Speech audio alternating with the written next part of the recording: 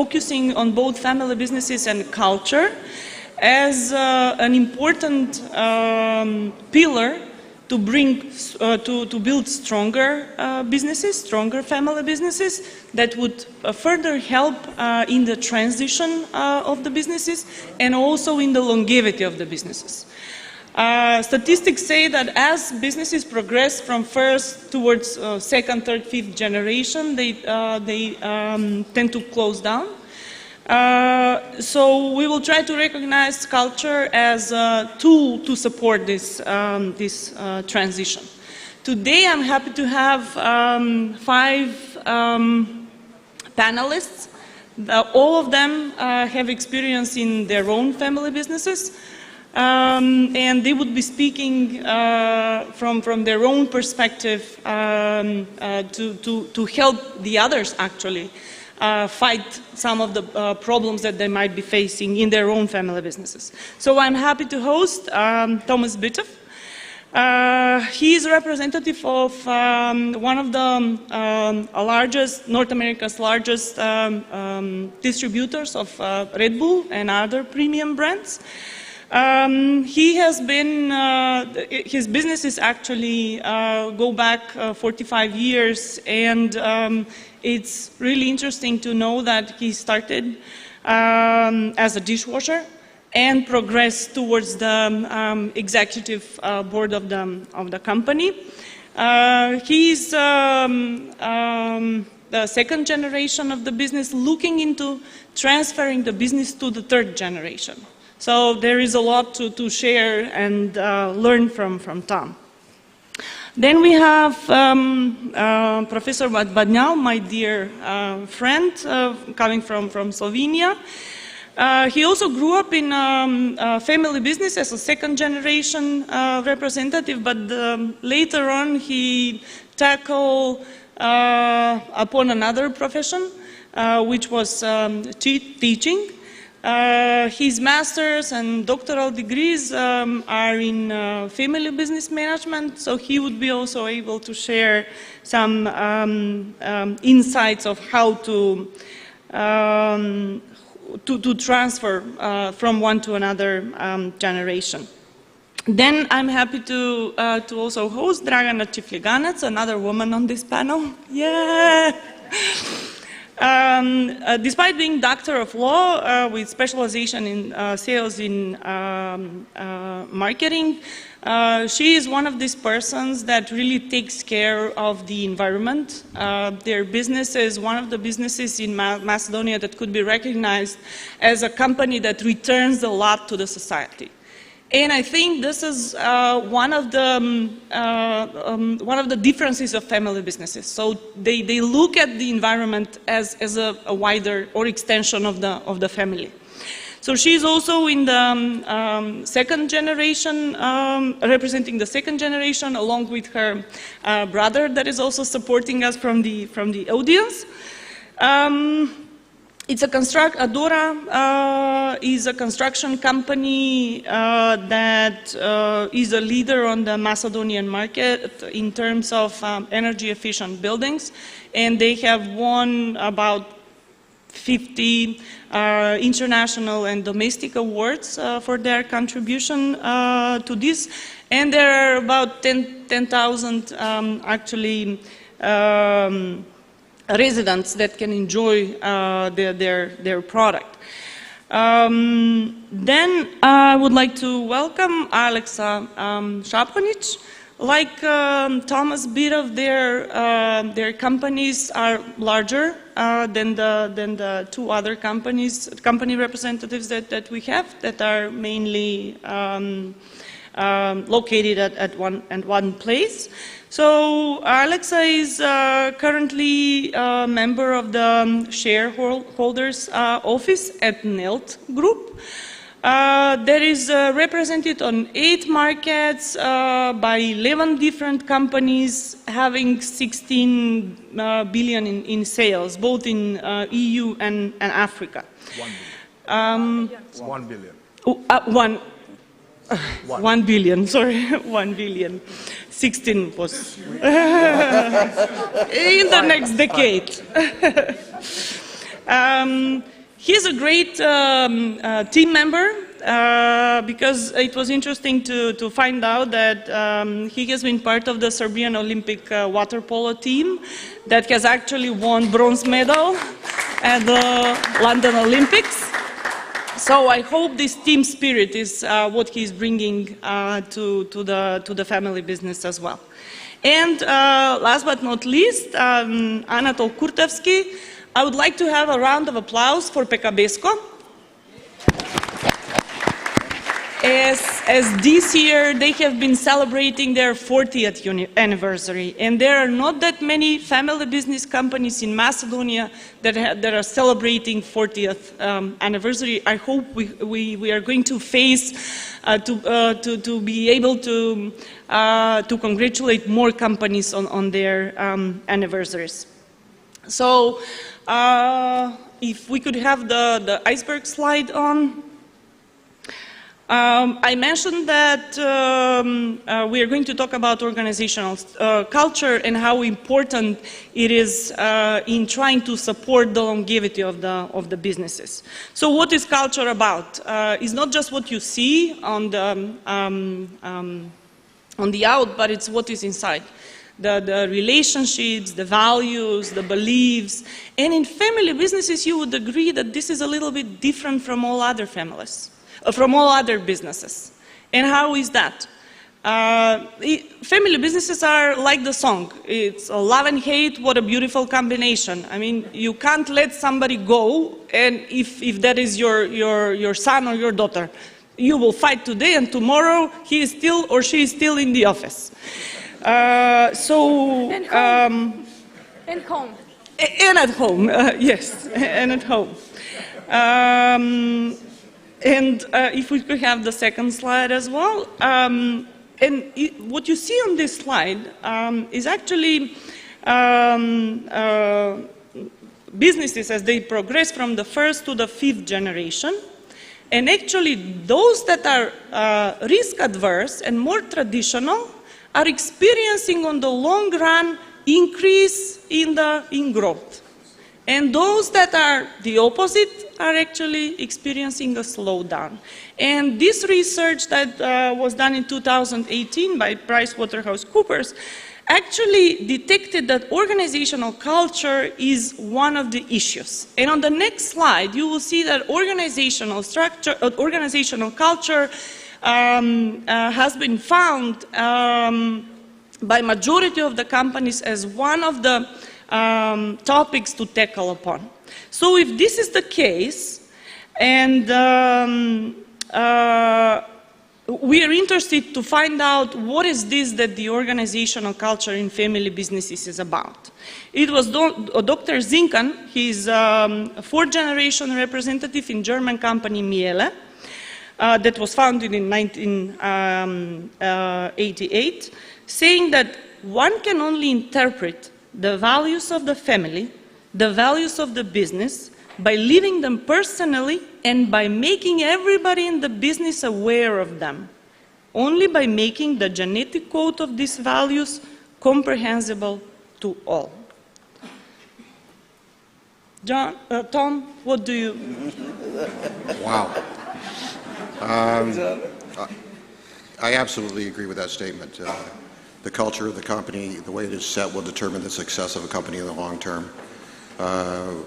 We're very fortunate to have parents that were involved in the business with us, that stood for integrity and honesty, and everything that they did in our business to help us develop our business was aimed at making us better people and trusting each other. The things that take down an organization are conflict, obviously, and dishonesty. And from my earliest moments being involved in the business, even before being involved in the business, our parents always taught us to be honest with each other. So that was one of the basic tenets of our business. And what they did over a period of time is we set up within our organization essentially a board, but we didn't refer to it as a board. We had 3 outside advisors which we brought in, which had no ties to the company, no ties to the family, but they were professional advisors. They were brought in, and we gave them the authority essentially to run the company. We gave them more votes than we had personally in the company. just to convince them that we needed them and we wanted them. So that they came on board and they helped us strip the personal side of the business down to the basic part of down to the business side of the business. And what I mean by that is, it would be easy for John and I to have an argument about something, but if a third person is involved in mediating that, all of a sudden you realize, oh, maybe I overstated or I didn't state properly to John what the issue was. And you have these third parties that are constantly working with us to strip the emotion out of the decision. The other thing that my parents did in the transition phase was they encouraged, my father had this saying, I have 5 children and I have 5 fingers, and though they may look alike, they're all uniquely different. And him and my mother brought us up with that statement in mind. And what they meant by that is each one of us has different likes and dislikes, and we want to pursue different things. So at a certain point in time, they actually encouraged us to pursue our own personal businesses outside the family business, with one caveat, that if you pursued something outside the family business and you went for third-party financing, you'd offer it back to the family on the same terms as you offered to third party. So now we could grow our own businesses, but at the same time we could continue to grow the family business. And then as we've transitioned, we used to be a food service business with all of our investments being in restaurants and hospitality. Now we're primarily a real estate company and a developer, and we still have a few restaurants left, but we've transitioned. We've been able to do that because of the outside advisors, because of the system my parents put in place, and because my brothers and sisters are very honest with each other, and we don't have any secrets when it comes to our business. Thank you. Dragana? About the organization culture in our company, I think the main thing what I learned from my father the first time, it was only the deeds are reality. It's something that has been his slogan from 1994, and it's turned to the Adore Engineering slogan as well. That means to work hard, to invest in our employees, the most important part that we have inside the organization is to help between each other. That is something what is very, very inside our organization. Especially Adore Engineering, the last 17 years, we put our main focus is our employees, to take care of our employees. The philanthropy, the CSR. I don't know if you know, in these 17 years, Adore Engineering has donated 5 million euros in Macedonian society. And this is, I wanted to point like a number because it's, I think in no one other companies, like private company, has donated so much this amount of money.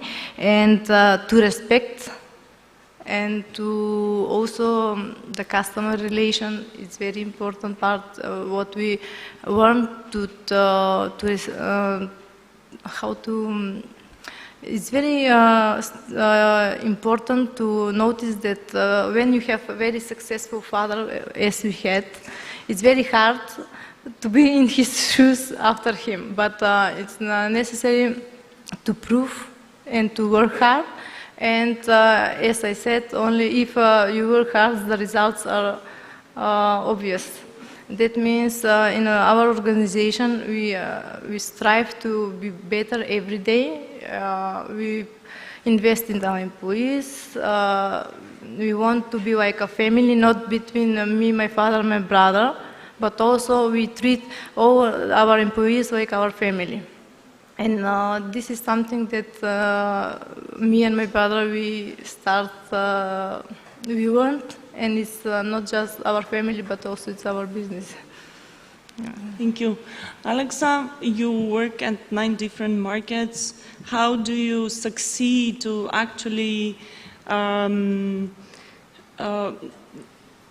transpose the organizational culture from the nucleus, which is in Serbia, to the other companies? It's very difficult. Actually, Nelt Group as a company doubled its size in the last 5 years. And 2 years ago, we decided to do a transformation, and a big part of this transformation was cultural transformation. So what we did is we partnered with McKinsey & Company, where we launched the Organizational Health Index, OHI. It's basically a survey where you ask your employees about the leadership, about the vision, and how they feel inside of the company. And by the way, this survey, I think more than 70% of the Fortune 500 companies launched this survey inside of their business. And basically, when we launched this survey, we identified that basically the certain parts of the business that were not performing so well actually had the lowest grade in terms of the culture. So what we did is, first after that, the owners of the business, my dad and his partner, we organized a large town hall where the shareholders directly approach all the employees inside of the company to highlight the importance of the culture, what really the values of the business are, and basically in this way launching the cultural transformation. After this town hall that was actually broadcasted in 2 different continents where we operate, we did more than 160 workshops face-to-face with every single employee in order to share what the values of the firm are, how these certain employees fit in these values, and what is expected from them. And we really saw some incredible results. We actually did this year an OHI again, and it grew by I think 10%. So we believe as a company that culture and financial performance are highly correlated, and we are going to continue to invest in our employees. So because we believe that the difference between the family businesses and the multinational companies is the culture. I worked in a multinational company. I worked for McKinsey, and when you walk around the offices, no one says hi. That is the culture that we are trying to nurture, that people talk to each other, care about each other, and basically every single person has a boss that is an inspirational leader to him, not just his boss. Anatol, your company has 500 employees. How do you communicate with them? Do you share the family values with them? Which tools do you use? The basic premise for us, for our company, is that our company is our home. So if I can simplify or synthesize how we behave, is the same way how you behave at home, you should behave at work. The same values, the same beliefs are being transposed from home to work. Basically, we want our employees to share our passion, our emotion, the most important, the emotion. And I think that throughout direct communication and emotion that is being transferred to the employees, they can understand what are the core values of the company. So basically, any behavior that would not be aligned with the one that is at home, like misuse of resources, corruption, nepotism, that is not acceptable, On the other hand, there is a caring strategy that we care for our employees. We treat them as a part of our family. As you said, we celebrated 40th year anniversary, and we gave awards. For such occasion, we gave awards, and there were 20 employees, more than 20 years in the company out of 500, meaning that the company has doubled in terms of size of employees in the last 10 years.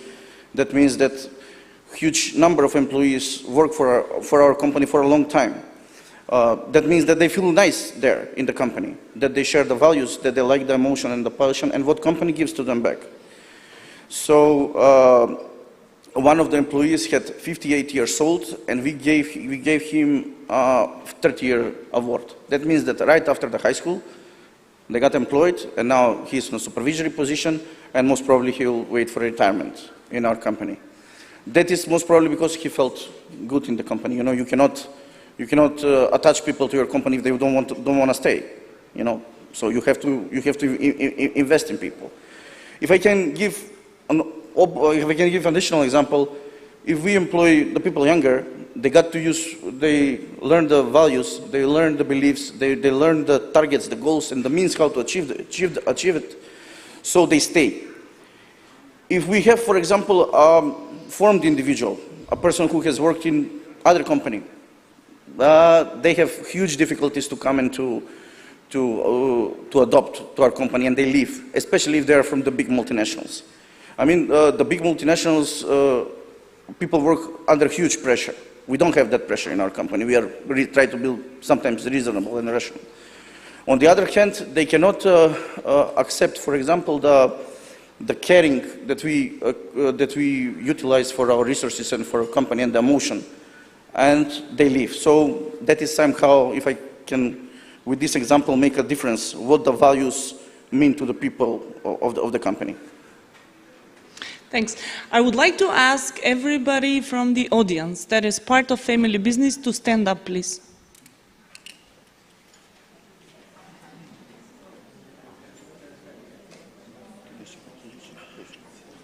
Okay, about 40. Thank you.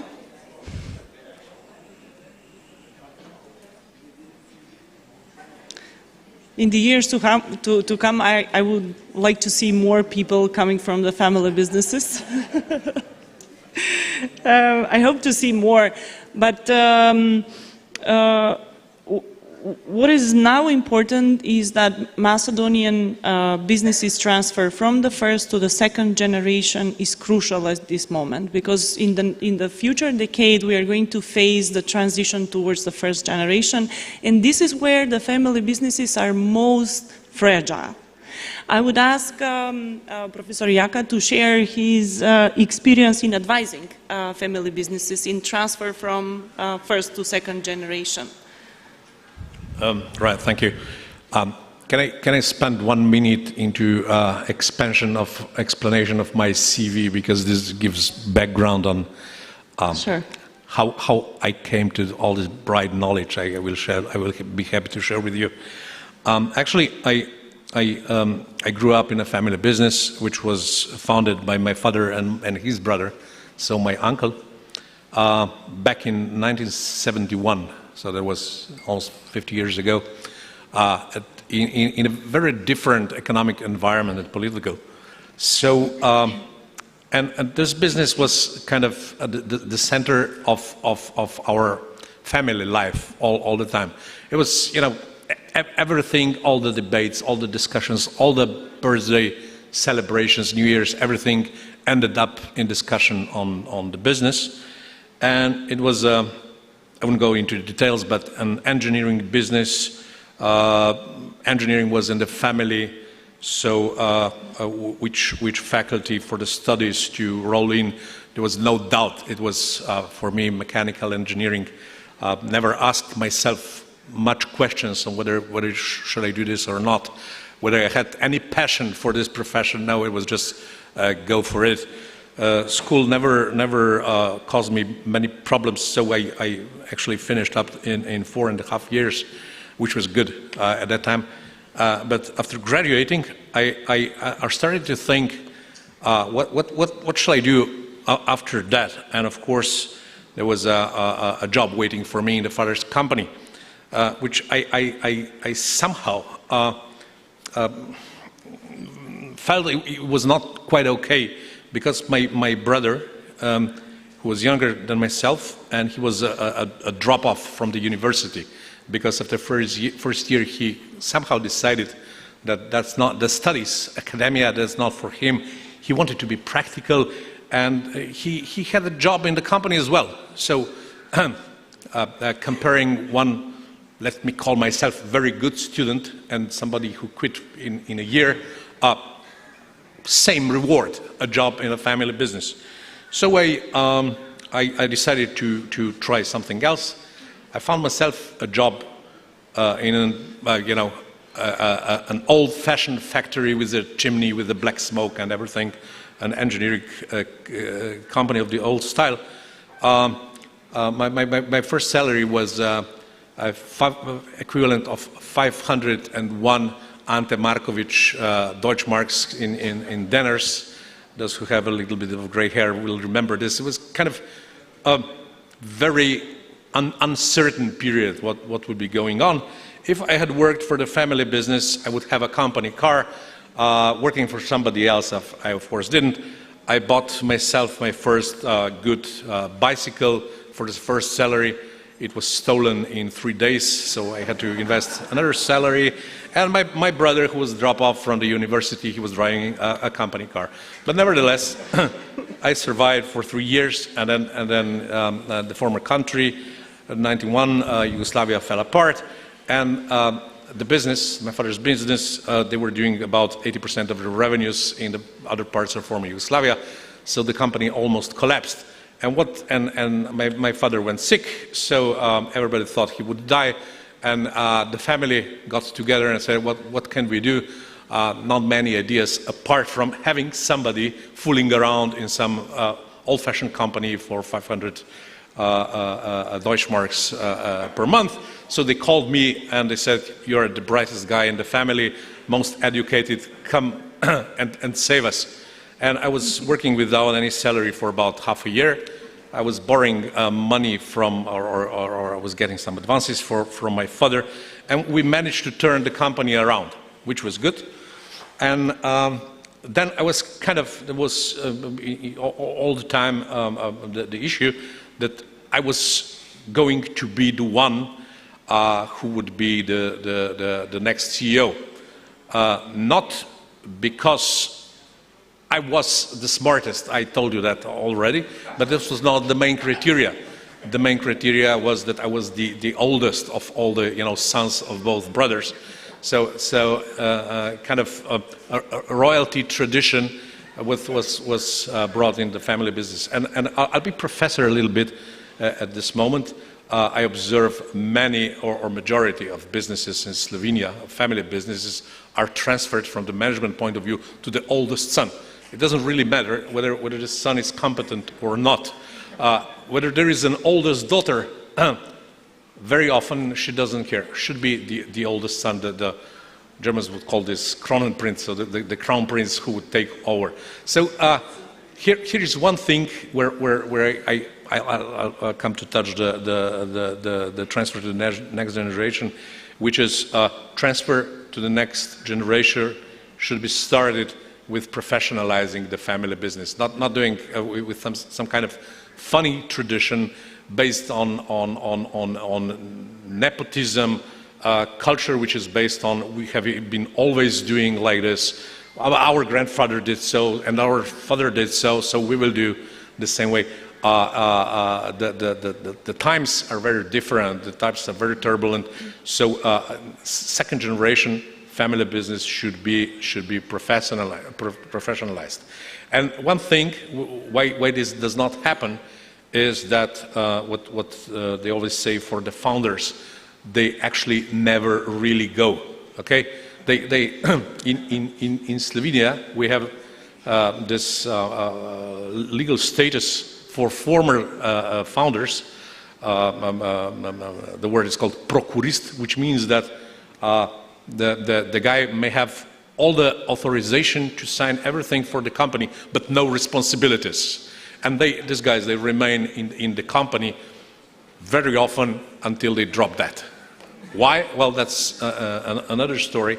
So when advising to family businesses, which I did quite a lot for a certain amount of time, and I'm a little bit back in the story, is make a plan.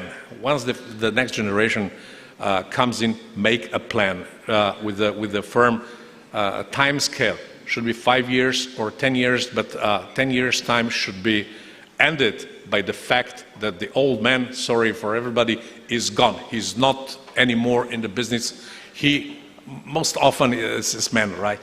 So he should be, playing golf, taking care for the grandchildren, may step in as a advisor, but should not come into the company more than for 2 hours in 1 month. That's it. Because then the kids never ever learn to walk by themselves if the old guys are still there. That's my mantra, which I'm repeating all the time. And if this willingness is not there, if the founder would say, yes, I agree with you 100%, but I may still be needed, the guys are really not experienced enough, and we have cases, 75 years old guys still, firmly in the saddle, and the next generation guys, which are my age, which is 50 plus, still waiting, for their chance. The literature calls this Prince Charles syndrome, right? What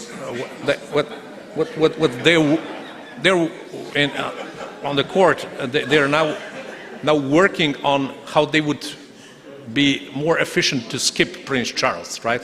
Because the Queen would probably wait to be, I don't know, 104 was her mother or something before she died. So now Prince Charles will be at that moment probably 85. And since men are living for a shorter period of time, why would somebody care, a new king for 3 years? So they'll probably skip Prince. But that's very, very frustrating for somebody, being 50 plus. Could we also hear the frustration of the other? Sure. As Donna said, I used to be professor. I'm not at the moment, and when I get chance, I speak a lot. So, sorry, just interrupt me. Thank you. I was trying to be polite. Well, as there is a clash of culture between the different generations, I would like you to share with the audience a situation that you were brought in, where you actually hold on to your beliefs and what you thought was the right thing to do at a certain point, where the founder or the previous generation was pushing for a solution that you were not in that particular moment agreeable with.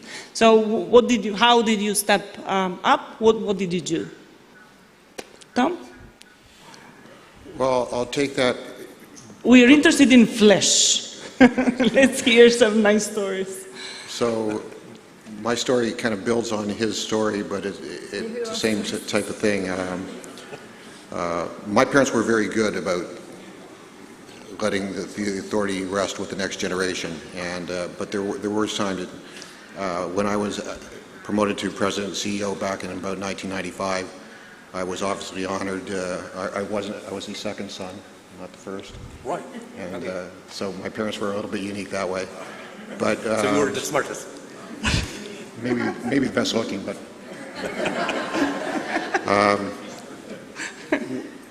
The situation that comes to mind with them is that they were always open for discussion. So we didn't have the difficult discussions that you talked about. We had the outside advisors that we were relying on.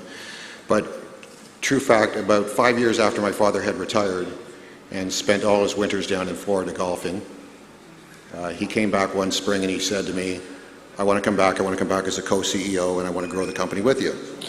And I said, well, if you want to come back, Dad, I'm not going to stand in your way, but I'm going to move on. I got a skill set, and I believe in my skills, but I'll move on because it's your company if you want to look at it that way.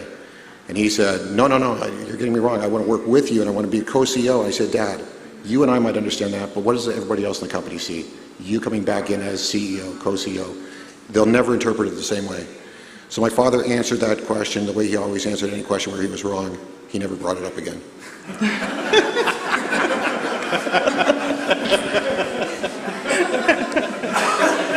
Well, and people like Mike who know my father know that's hard to believe, but it's true. Well, speaking about leadership, that can be also a silly drawback into the leadership of the company, and how that would be He was doing it for all the right perceived. reasons, but it was the wrong thing to do, and he accepted that. Dragana? The video. Probably everyone has the same story here. The beginning are the same, especially with Mr. Yaka. He told us very interesting stuff because I agree that my brother I saw him that he's laughing because he's in the same position now.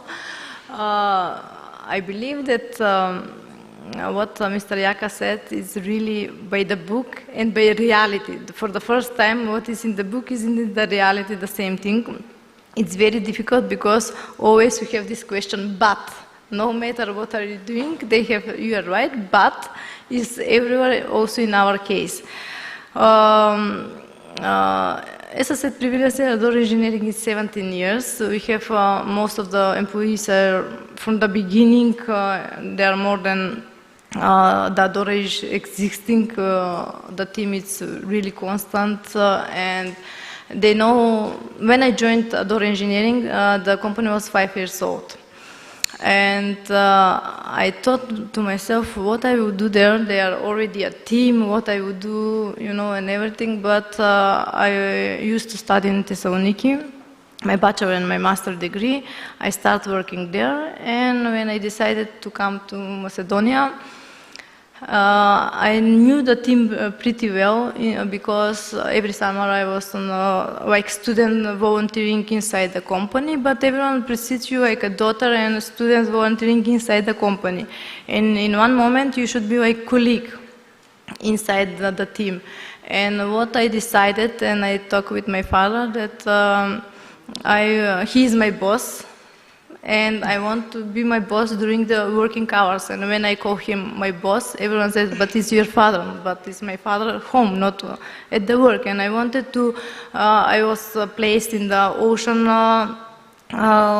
conference with all the employees because I wanted to know all the steps in details and to learn from everyone inside the company. But at one moment I decided everything what I learned from my education to put it on papers. And I start, one day I call him, I want a meeting with you. I said, what is the marketing budget for the next year? And he said, what? Marketing budget? Dragana, come on, spend as much you want. I said, come on, you mean it should some limited budget to measure something? He said, Dragana, this is a bullshit. You know, you need to work as you think, but it's not this kind of. And I realized that this is the first step that I should do something by myself, and I did my marketing activities for the next year without budget.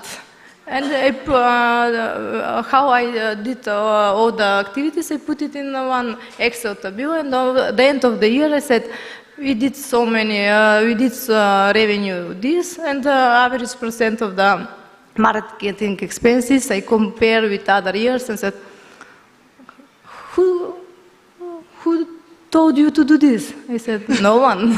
But it's a proper way to do and to measure some things, because in Macedonia, no one do efficiency for the promotion activity, for marketing and everything. And what's the next step is planning. Up to that moment, no one was like planned to do what we are doing for the next few months and maybe in years. And I started to formalize some processes in the companies, and he was really like shocked, why you are doing this? But at the end of the day, he realized that, okay, do what we want, but on the end, I will tell what is the final point. I said, okay. But the main point is that this transfer, when we were only two of us, my father and me, it was like tough but not so challenging. But now when my brother is here, we are three of us, it's even more challenging because you know, when we women are more quiet, more diplomatic to say everything what we want, we will finish, but on the smooth way. But my brother he's tough, and I want to do this on that way. And now it's really, I feel like Matthew Nimitz is a very famous in Macedonian, because 20 years he's between Macedonia and Greece, and I'm feeling like Matthew Nimitz. Between two fires, you know, always I want to be honest, because I know the situation from the both perspectives.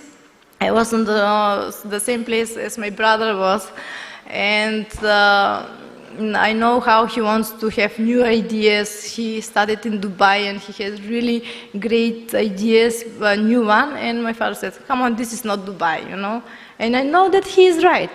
And if I am on the side to my brother, I said, come on, you spoiled him again, this is not home.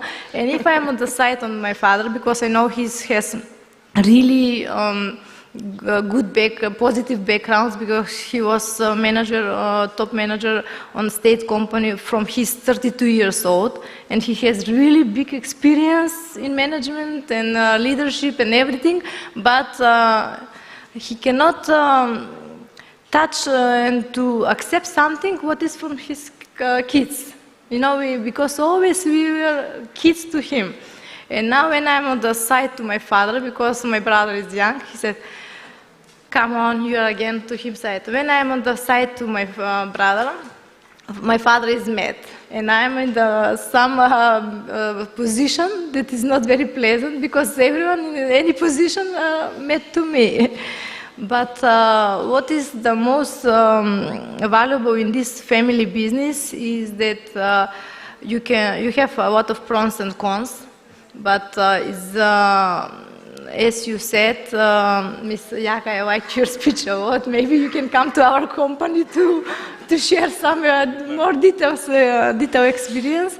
Is that on the end of the day, the business family is it's another part.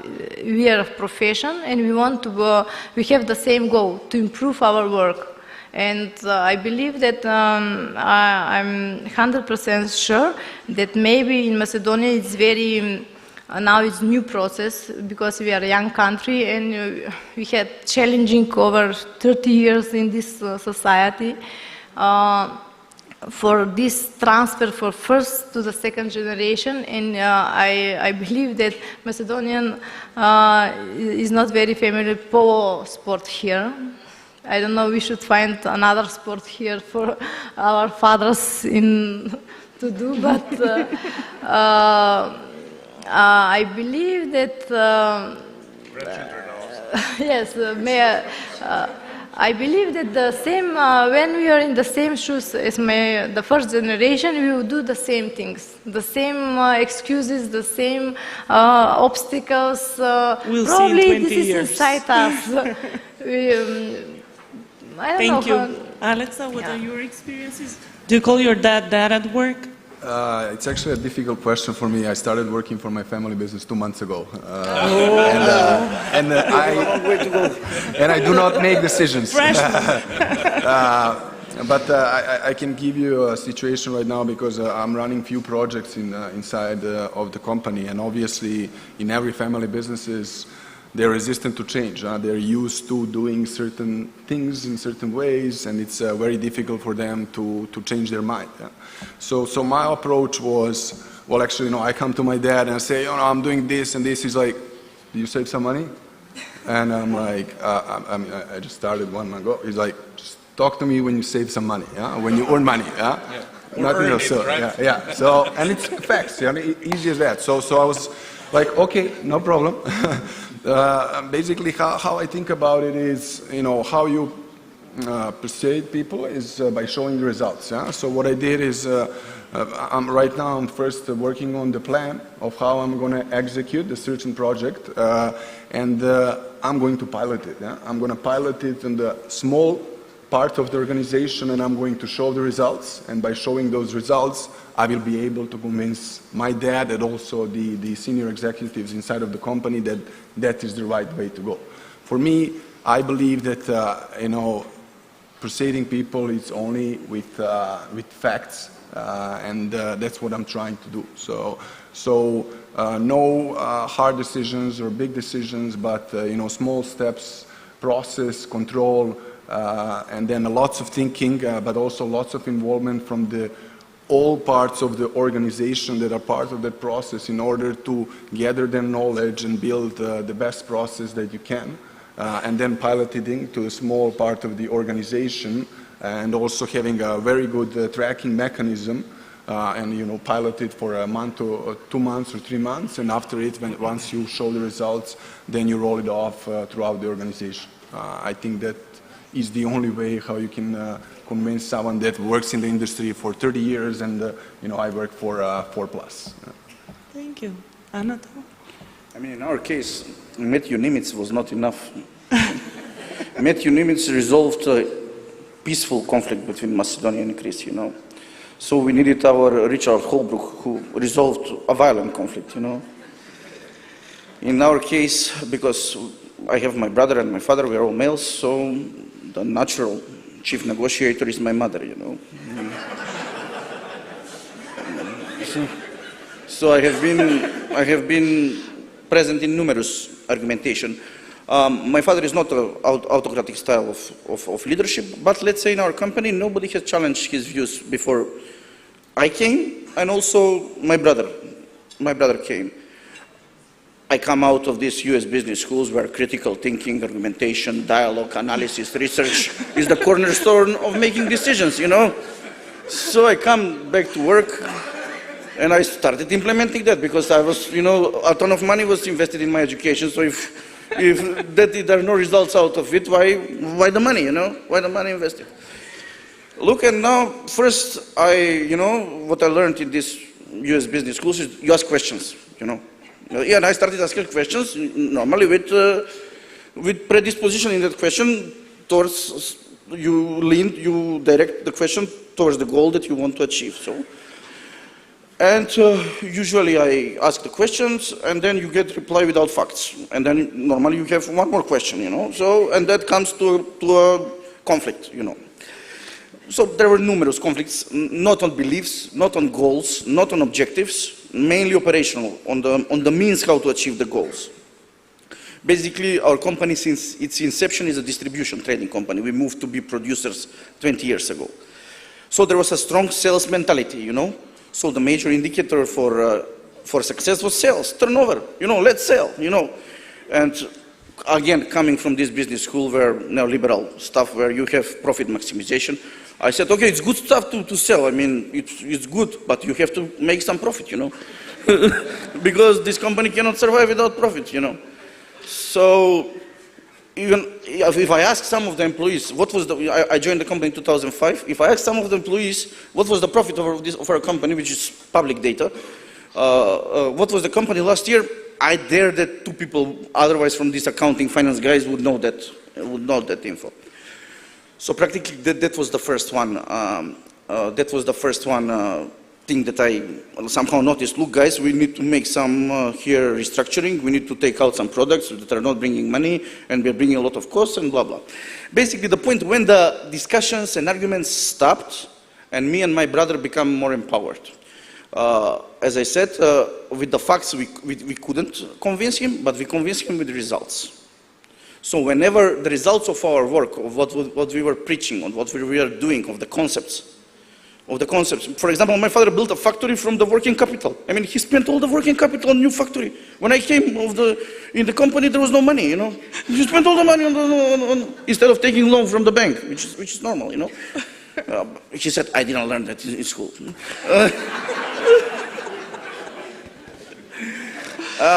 And then when the results come, 2007, 2008, we become more empowered, He was so confident and happy because me and my brother were in the company working.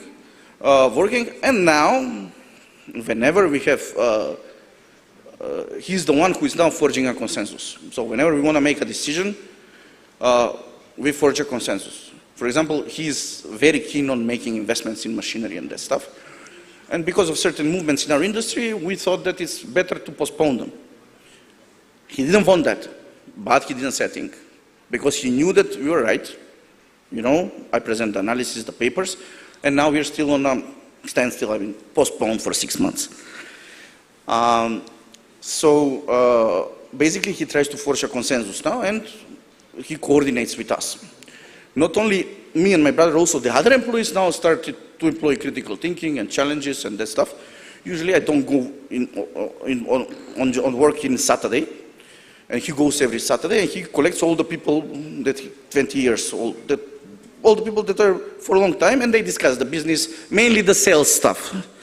They're discussing, and as the time passes, we have exponential growth of weird ideas.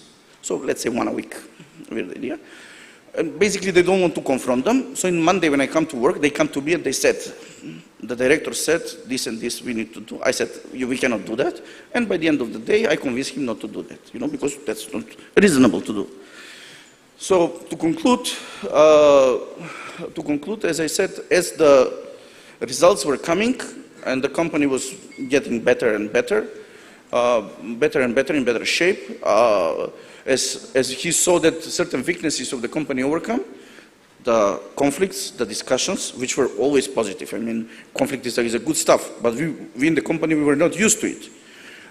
Decreased, and now we have some regular path how we make decisions and how we agree on stuff. And for my father, it's very important, me and my brother, to have the unity. So basically, because me and my brother, we're coming from the same background, educational, we have more or less the same stuff, the same vision. He is having opposite of us sometimes, the weird ideas that are coming every week. So basically, he is now trying to force a consensus, and we don't have discussions and conflicts as much. Sometimes happens, but nothing special. Thank you. Dragana, would you like to share your story and run the video?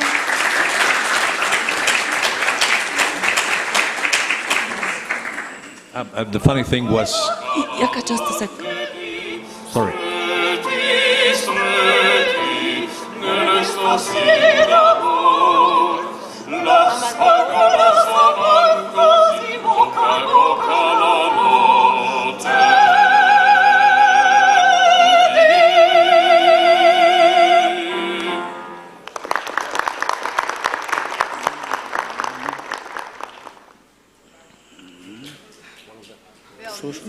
This is what is it about. I decided to share with you this example because it was really one day before one grand opening to one building. My father is like a boss that he wants to check everything in details, and one day before the grand opening to one building, a few years ago, I showed him the scene, what it's planned and everything. And I explained that from the building they will have opera, singing, and said, "What? This is not possible, no way!" And he was yelling like a whole city to heard about it, And in that day, the same day, it was a new employees with me. I said, "Come on, the first impression with our boss is like yelling on the to the end of his voice. I don't know how to explain you." And I said, okay. I was very calm because I noticed what is I learned with the years. And I said, okay, we will not do it. And he left, and me with my team, I said, okay, we are going to do that. I said, how to do that? He will kill us, okay? You don't know that you are doing. It's my responsibility. He cannot fire me, This is the main point. And I was 100% sure that this is something good and new. It's not a typical grand opening, just to go to eat, with the red to finish and to go home. And after this, you saw the face to my father, how strange was, for the first time I decided to do something that he doesn't agree with that. But after many years now, she said, that was very good because 10 days during all the meetings in Skopje, they were top theme for this grand opening, because not even the opera singing also was in the invitation. We said that everyone that has old clothes to bring it to the grand opening, and this was charity part as well. And also he said, this is stupid thing, the people are coming for fun, what is this? But from that moment and on, he realized that we should put some new elements, something new, to not be classic, and just come, see, and go. And from then on, now when we have again fights for something, I said, you remember like a few years ago what you said? I said, okay, but now this time is different.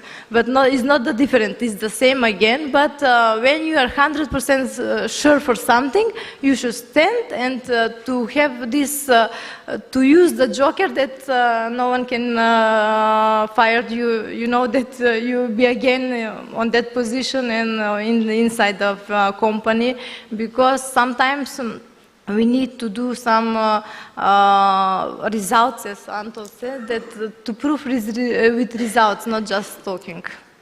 That was something what I wanted to share with you, because I Janka, think you wanted to add something to what Anatol was saying? I wanted to share this before, but all the three, like they read my minds. So with an MBA, and we often send kids to, you know, even fancy MBAs to US or London or so. And you cannot make any progress with as a second generation with all the MBA crap you learn. So in my next life, I would find a host university and organize a family business MBA, which I will take the syllabi of all the classical courses, and I will take like marketing and only add 2 lines. One would be communication marketing with the previous generation, and the second one would be making a small step agenda to implement what I learn in the marketing course. And this is what I do with all the courses, and this may make, you know, second generation help to implement all the bright ideas which they learned at the courses. Because once you come back to work for the family business, you have to earn another practically oriented MBA. Just the paper means nothing, basically. Yeah. What are the 3 things, Anatol, that characterizes your organizational culture as a family? I'm sorry, I didn't hear you the first. I didn't hear the first part of your question. What are the 3 things that characterize your organizational culture? The 3 things. And the question goes for everybody. Everybody. So you can buy more time. I have to make up the answer now. Basically, if we start through the communication, my door of the office is always open. So whenever employee, whoever, because most of our employees are on one site, they can come and we discuss the problems. So we don't put problems below the carpet. That's the worst thing for a company or for an organization, to put problems below the carpet. Then, let's say that we don't want to waste the resources. So any waste of resources of the company is perceived as tragic, and we put a lot of control mechanism in order not to do that. And one more thing is that we try to be better every year. So the last year, next year to be worse than the last year. So those are the 3 things that I don't know if I answer your question, but those are the 3 things that come to my mind that are important for a company. Thank you.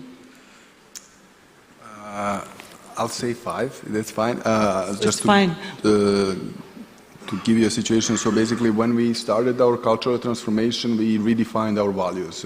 So we had 2 values, which was winning mentality and caring people leaders. So if we basically combine with it, is we wanted to be the number 1 in the market, but we wanted to understand the people and what their needs are. So those were our 2 core values, but as the market is moving really fast, we were like, okay, what are the values that are actually attracting the younger generations? So we introduced 3 more values, such as innovation, long-term perspective, and personal responsibility. And we believe that these 5 values are going to bring us where we want to be in 10 years. And I think one which is very important as we talk about the profit is the long-term perspective. You know, we want our employees to think 10 years in advance, not to think about today or tomorrow.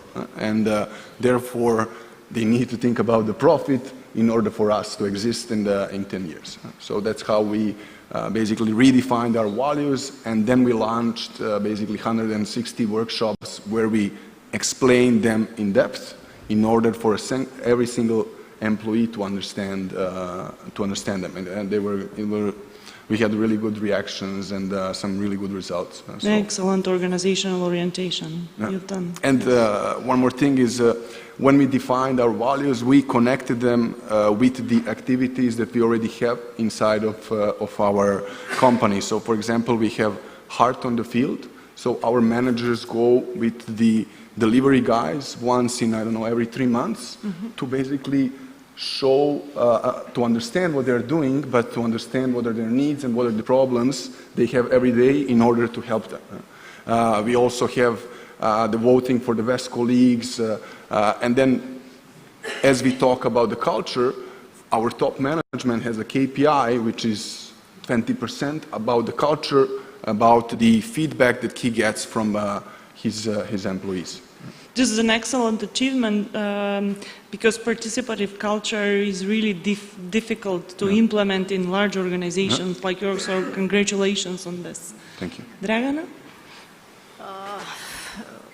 It's very difficult to put in like few points, but in Adora Engineering we believe that employees and constant education and investment in employees are the key element, because if you don't care about the employees, you mean you don't care about anyone else.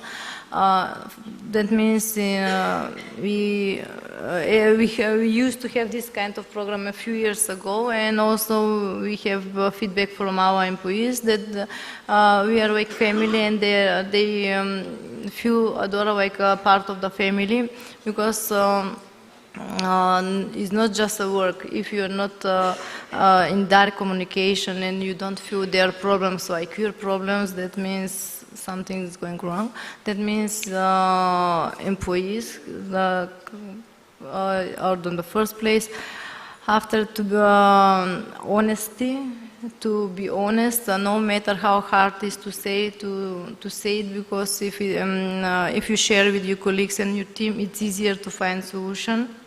And when I came to the team, my focus was customer care, and to have system for customer care, and to always to put in the shoes in the customer, to not take to say, oh, this is not our problem, or the guarantee is only few years, your guarantee is passed. That means no matter what, you should take care for the customer, and the results are obvious, because after 7 years our customers are always coming with second, third home for the cousin, for the family, for everyone else. And we have very, I think, customers, clients, and honesty are the 3 basic points. Tom, and what are the values that you would like to see in the next generation taking over the companies? Well, this is probably the same that we see in our generation right now, which are, we touched on a little bit, integrity, respect, and the ability to listen, which I think is a very undervalued trait that a lot of people don't have. Again, we were brought up that you talk to everybody in your company, you talk to your staff, you talk to your customers, because the only way you're going to get honest feedback is by talking and actually listening to what they're saying. So I don't see that changing in the future. I think those 3 attributes will be attributes that will carry the family into the future. Thank you. Jaka, what are the values that you usually face with when you consult the companies from your experience? Or what is missing, maybe, to rephrase the question, to successfully transfer the business from one to another generation? Well,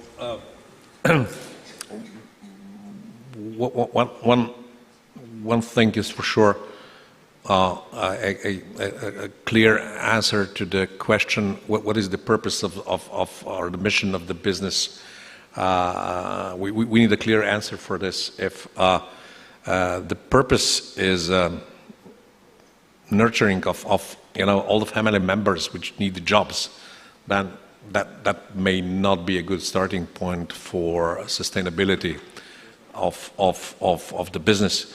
So I mean, once you ask people about the values, they would more or less list, kind of classical items, which I would say they come from Catholic values, more or less.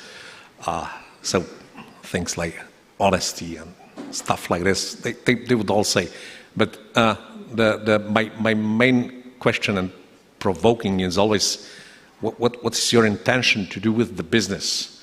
Is it going to be a business which will also, as a maybe secondary option, give an opportunity to the family members, or will be exclusively to serve the family, and whatever it takes or whatever it lasts, that will be good, and then we'll pursue some other way?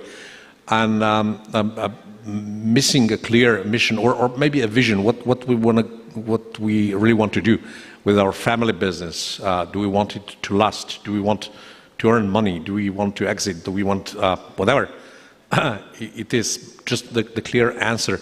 This is something that I really miss, and it comes from a lack of ability to discuss this actually about family members. So what is on the long run? We don't know. We don't talk about this because it may quickly end up into very psychological stuff, like question that in the end of the day we are all dead and stuff like this. So as a kind of discussion that I could say always miss and is absent from the family businesses. Tom, would you advise local businesses to join together in an association, organization of family businesses nationwide, where they can share their experiences and contribute to the let's say, memory and the future challenges of the family businesses? Is there a body that is helping family businesses in Canada, for example, where you are part of? There is a body in Canada. It's called the Canadian Association of Family Enterprise, and we were members of it for a number of years, and it was very helpful because you hear other family stories and you realize, geez, I share a lot with other people. So when you bring that into a forum where it's up for discussion, it actually becomes very cathartic and very beneficial to your family. I got a lot of benefit from being in that association. Is there such an association, maybe informal gathering that you are part of? Informal, maybe yes, but I think that if we form, because there are many family businesses in Macedonia, that's a good thing compared to the other countries that are coming from former Yugoslavia. I think we have much more family businesses, so I think that should be an informal association, because if it is formal, that might jeopardize the current business associations that are in Macedonia. Because if you see in the chambers of commerce, you see a great chunk of companies there being family businesses or run by one family, or many businesses run by one family. So informal way will be more appropriate than formal way, because we have our association that we can reach our targets and goals and make our voice heard throughout this organization. We don't need duplicity. Thank you. Jaka, before we go to the Q&A session, I would ask you to share this story that I'm really fascinated about, what I initially said Tom Ford, which was Henry Ford. In the scenario when I was writing, I was actually I wrote by mistake Tom Ford and not Henry Ford, and then I got a reply back from Jaka saying, "Who is this Tom Ford?" Yeah, I said, well, he's in the design business, but I'm aiming about Henry Ford. Can we have the... Yes, it's a great brand, I agree. Can we have the slide on? And Jaka, please. Yeah, this is an old story. We have the picture. So the question was already answered. Who is the guy on the picture? It's Henry Ford. He was actually one of the people who 100 and something years ago, they dramatically changed our lives because he invented an affordable car for the middle class at that time. And now we cannot imagine our lives without a car. Before Henry Ford, it was different. So from the viewpoint of innovation entrepreneurship, he was definitely a hero of the last century, if you want, a legend. You were talking about the legends, I think. The dark side of the moon says that Ford Motor Company also developed, of course, as a family business. And apparently Henry Ford was at his 82 or something, still the president of the board of directors. And at that time, he gave an interview for Forbes or Fortune 500, guys like this. And the reporter was asking him about the plans. And he was very self-confident, and he was always speaking like, I will do this. I plan to expand the production. I will build a new factory at the age of 82, which is okay.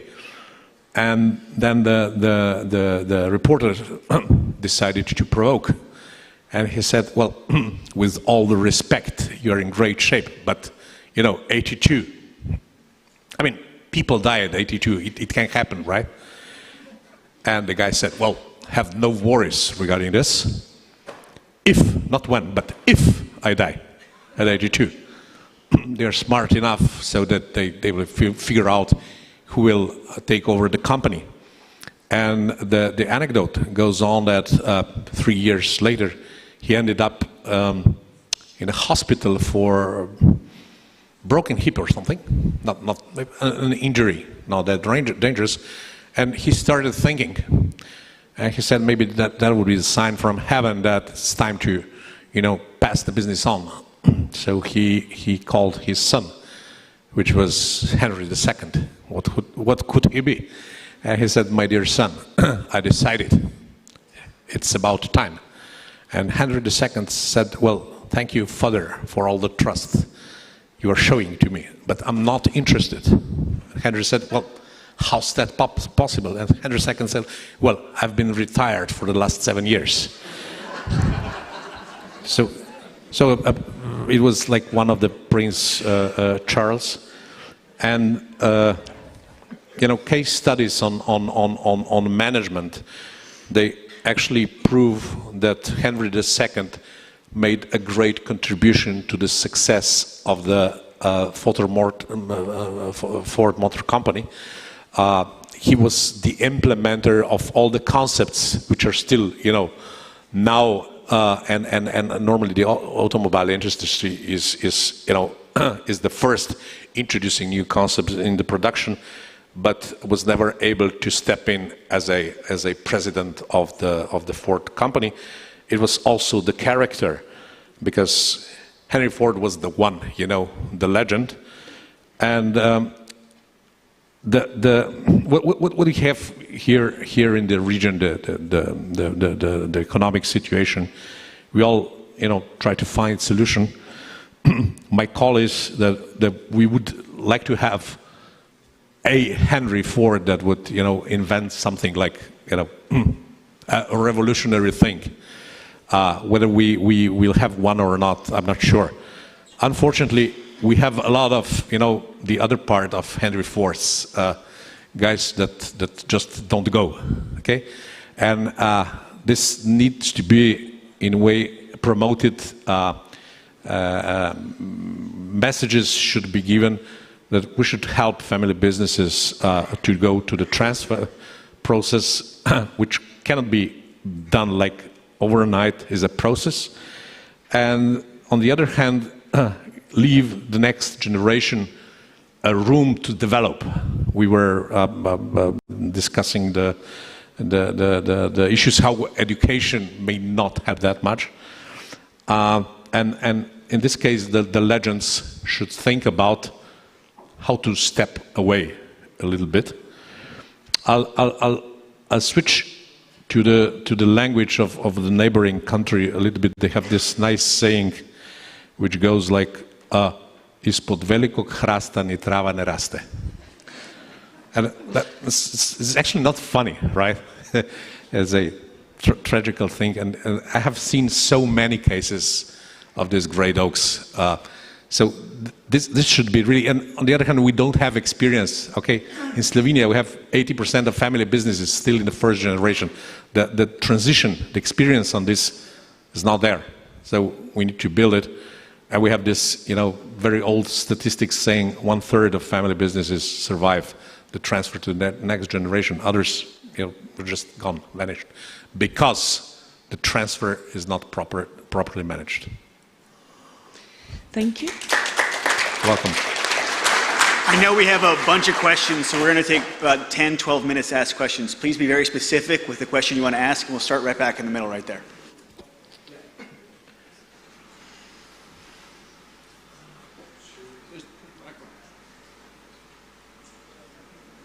Hello, my name is Jovan. I'm leading one organization called CEFE Macedonia, and we are helping and working with successors of family business. So thank you for this panel. And next week we will have one forum for the successors, for the young successors. And my concrete question is what they should require from their close environment, from their maybe previous generation, and what they should require and should be aware of the society in order to make that process of transition successful. Yeah, it's understandable? The society will underestimate you, and that is a competitive advantage. So they should be aware of that. Because I have won a lot of battles just because people underestimated me. So, Excellent. you're going to be mom and dad son that didn't fight for anything in his life. That's the picture from outside. So that's why I said the results are the ones that, make you confident. Concerning the succession between the first and the second generation, that really depends on the first generation. And also depends on how serious is the second generation. So if the first generation is, if the second generation is not serious in their aim to take the throne, then it's difficult, because then you do not project confidence that you can do that. The first generation is not going to give you the company to destroy it. So basically, that's a mix of factors that is not always successful. Sometimes it's better if the second generation is incapable for them to give them means to leave and bring professional management to lead the company. Sometimes that's a better solution. And I don't think that you can have a general rule of thumb how you would do it. Because a lot of things, emotional and professional, are intertwined. So it doesn't work in every case. It's not accounting, it's not finance, So basically, you have to study case by case. But if the both sides there is a willingness to do, yes. For example, my father is very happy now, but he's not retiring. He doesn't want to retire. That's the forbidden topic. Although me and my brother, we are raising it every week. Not because we don't like him here. I call him our most powerful weapon, But still, taking the responsibilities for 31 years, I think that he should retire and take the fruits. But most probably that is internalized with him, and he's not giving up. But he's empowering us to do whatever we want, in terms of business. But he wants to be there. He said, I'm going to be 80 years old, coming every day with a tie and a suit, just walking with people and saying hi. So basically, it really depends on the both generations. Macedonian Henry IV. Macedonian Henry IV. That is his aim, That is how. And also to be. Also, my mother is in the same direction. Although My father-in-law goes to so to she work. wants. She's still coming to work, despite the fact that she's having three. My brother has 3 kids, and she can take care of them, for example. No. My She wants father-in-law to is be- coming to work on Saturday and Sunday, and he says, why don't you come to work on Saturday and Sunday? It's a weekend, come on. Kotrevsky, well, still he's in his element. Mr. Kotrevsky, I was intrigued by the postponement of investment in your company. Two short questions. Does anything have to do with the scheduled elections next year? This is the first one. And the second, since you implied that the youngsters in the company were for postponement, does it mean one of the following, that the youngsters are more risk averse? Are they more rational or something else? I didn't hear you the first part of the second question. The first part of the second question. Are the younger people in the company, are they more risk averse? Because as I understood, you pushed for postponement. Yes. To answer your first question, no, it's not because of the election. I will be specific now because you asked that. It's because of the African swine fever in our industry. There is African swine fever, and if it comes to Macedonia, that will have a severe negative impact on our business because 50% of what we produce is export. And in case it happens here, that means that the 50% of our export is in question. So that's a serious number for our company. So that's why we want to see how that's going to develop, because it happened in Serbia and it happened in Bulgaria. And it happened there. And if it comes here, that will be seriously hit. And that's why we made the analysis, we made the numbers. What would it mean in terms of export, in terms of numbers? And we made that decision. Yes, you're right. My father is, I'm more risk averse than him. Yeah. That's true. That's true. His intuition and his willingness to take risk made him great. Yeah. We're going to have one last question and then a wrap up from the panel. So, Anna, last question. How does this work? Okay, good. So I'm, very impressed by all of you, and thank you so much for being here. I think this was my favorite session to plan, as a matter of fact, with Nikica. And I think this is a must session for us. Family business is a core to what we do in Macedonia, and you have all great representatives of it.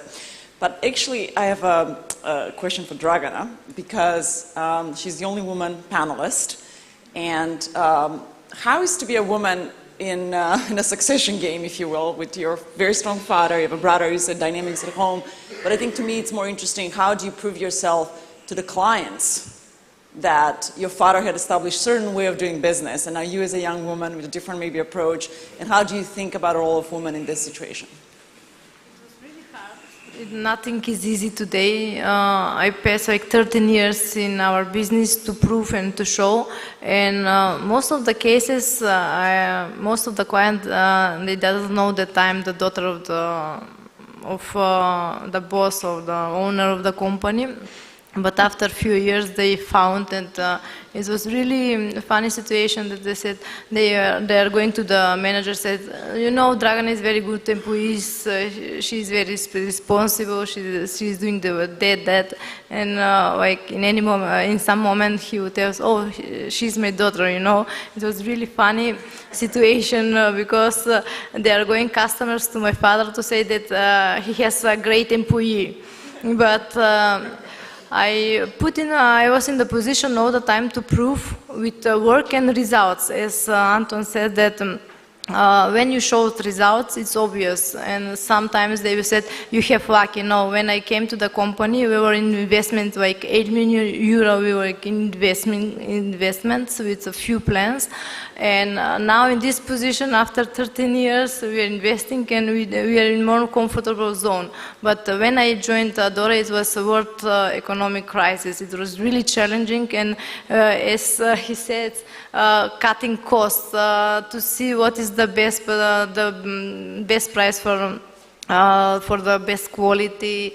It was really challenging, but after a few years, I found myself that it doesn't matter that I'm a woman. I can go on the sites, and I was most of my time, maybe I learned the business because I spent most of my time out of the offices on the construction site.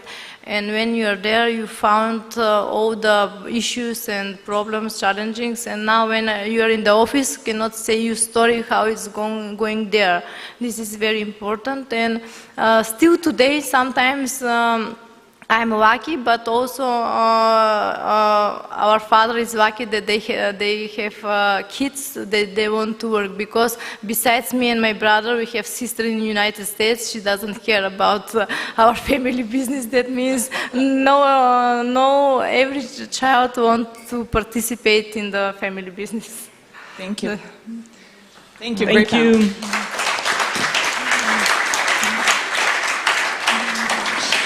I'd like to draw a few conclusions from this panel. Looking at successful family businesses where organizational culture is about trust, integrity, and active listening. But it's also about defending your own thoughts and ideas for future development as the second generation or the generation taking over the company.